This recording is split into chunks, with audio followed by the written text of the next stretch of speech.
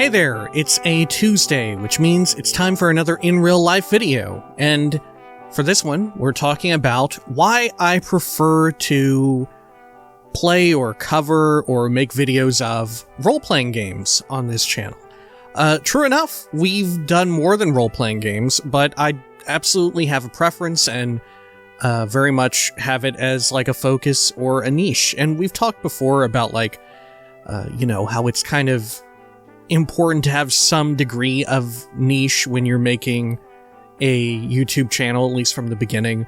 But this is more so like, I don't know, a more personal look at it. And of course, the most obvious answer would be just that, well, I like them, right? I tend to like role-playing games the most out of most genres, though I will definitely play most genres of video games, even ones that I'm not particularly good at or ones that I even don't particularly like, because sometimes, there's just a standout like title or whatever, a standout game in that genre that I would like to try my hand at.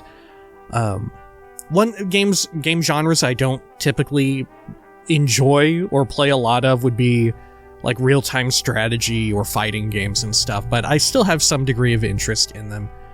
Same goes for like MOBAs. MOBAs are super duper popular still to this day, and I'm just not really into them. It's gotta be said. I just don't really care for it.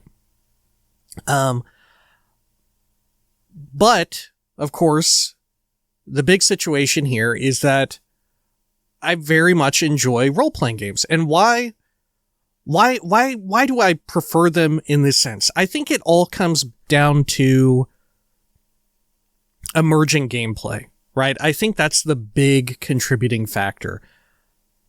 Because emergent gameplay, I guess, is sort of when a video game's systems and mechanics and all of that come together in a way such that a non-scripted interaction occurs, right? To put in so many words, right? It's when you, the player, are able to interface with various systems and mechanics that have been crafted within the game, and you interface with them to create a result that wasn't necessarily scripted or like planned, right?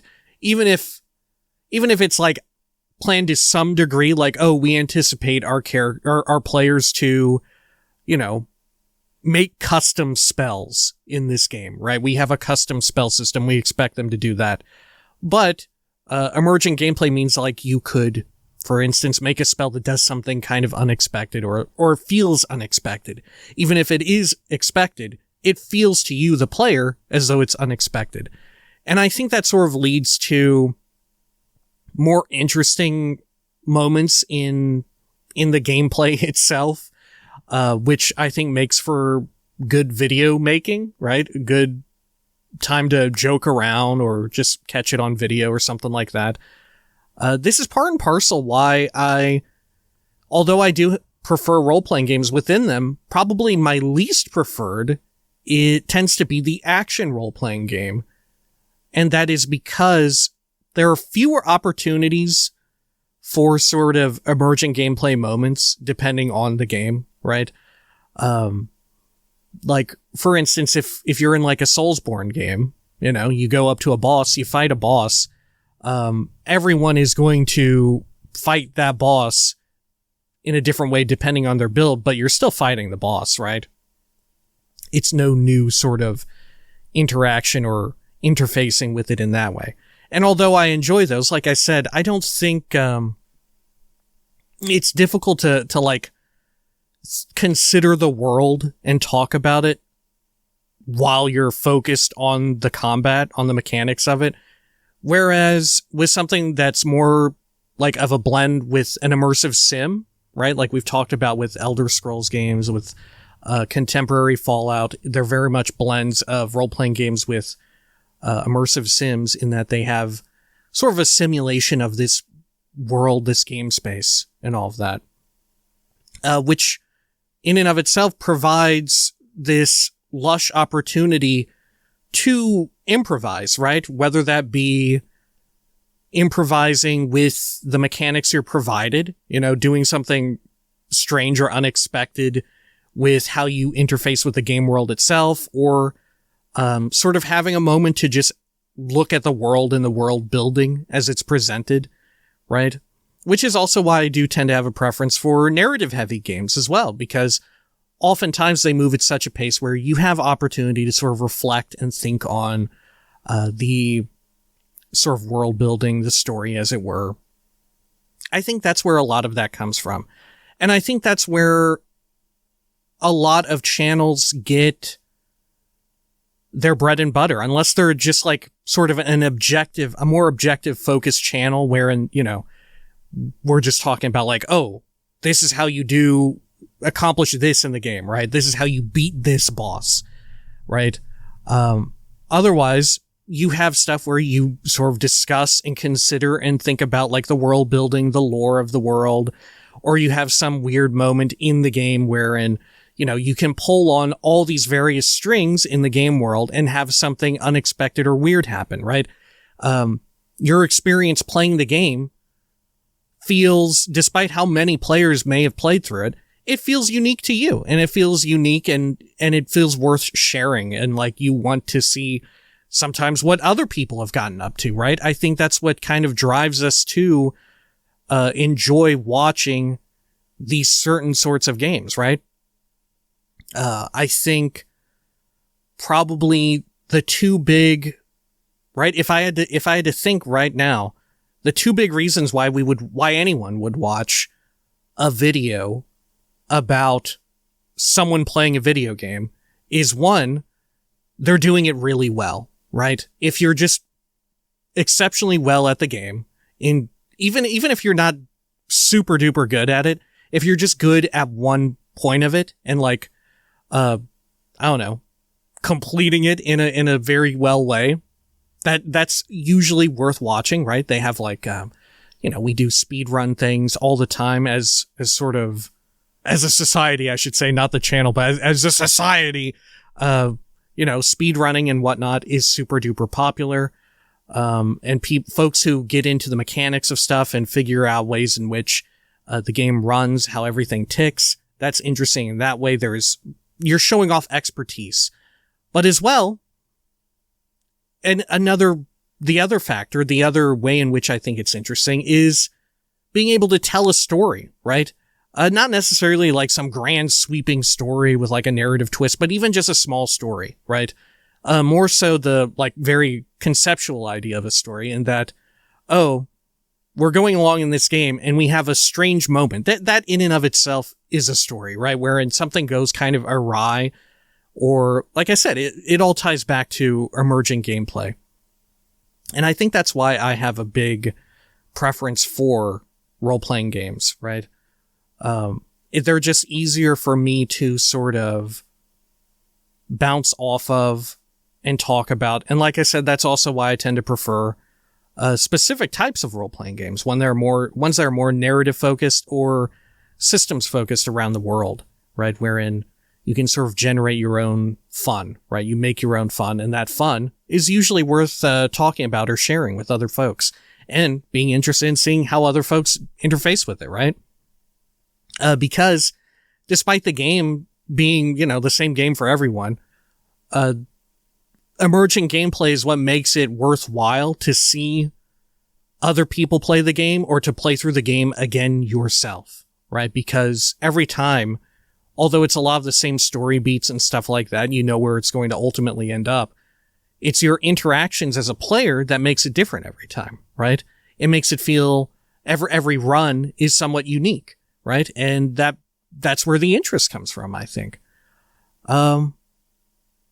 But yeah, I just wanted to kind of make a fun little video here, sort of talking about why specifically role-playing games I tend to prefer, right? And I think I just, on a personal level, right, I think I just tend to, like I said, they tend to work better for me, right? Just generally speaking, I tend to be able to bounce off of them. There's time to sort of, where the game comes to a pause or a lull, wherein you can sort of think about and consider the game world. Usually when it's narrative focused, it's very fun to come up with theories and ideas of where the narrative is going, trying to piece everything together. I think there's a lot of fun enjoying that. And like I've said, we've had other playthroughs on the channel, not very many, that are strictly not narrative focused and not remotely any type of role-playing game. The two biggest being Doom 2016 and Doom Eternal, right? We've played that on the channel, which, although I very much enjoyed those games, they are extremely unlike the usual fare that we do, right? Very much while playing those, you're super duper focused on the action, right? There's little opportunity to sort of, I don't know, bask in the moment provided by this like fictional world, right? And I think that's kind of at the heart of what's enjoyable about role-playing games, and kind of at the heart of role-playing games themselves, right? If you go all the way back to pen and paper tabletop role-playing games, sort of, those are games entirely built on the very premise of emergent gameplay, right? You are afforded a whole bunch of various systems and stuff, right? You have various pinnings to the world, various trappings that exist to sort of solidify the experience for everyone. But a lot of it is based around sort of the imaginations of the player. And in the case of like tabletop stuff, a lot of it is also based around the imagination of the dungeon master, right? Who's sort of deciding how things play out within a sort of defined rule set, right? I think I tend to prefer them because they sort of exemplify my very favorite things about video games, that sort of chance to play around with your imagination, right? As corny as it sounds, it's genuinely, it's sincerely, it's a great opportunity to sort of play around with your imagination with other people, or even on your own within a defined rule set, right? That's where the joy comes from. That's where I think that's what makes it worthwhile to have interest in how other people are playing the game, right? It's why you would, even before the advent of stuff like YouTube or whatever, why you would talk with your friends about, hey, what did you get up to in this game or whatever, right? What have you been doing? What have you seen? How have you solved this problem in this way? I don't know. I think there's just something, there's a degree of levity and joy to it. Not to get all, like I said, it sounds very corny, but I think that's the truth of it, is that when you boil it all down, it's imagination, right? It's your ability to sort of express yourself through an existing rule set, right? Through an existing world, And in some cases, you're making up parts of it as you go along, too, right? Yeah, this isn't actually a question video. It sounds as if someone asked me this question. This is just something that I've had on my list of in real life video topics because I thought it would be kind of interesting. As always, feel free to write in future questions and whatnot. I do have, this isn't to say that I've run out of questions. I still have plenty, but feel free to write in more as always. That'll do it for this one. We'll keep this one a little bit shorter than normal, or at least than they've usually been. The whole from the start, these were meant to be a little bit shorter, but what can I say? I've got a problem. All right. Until next time, please take care of each other.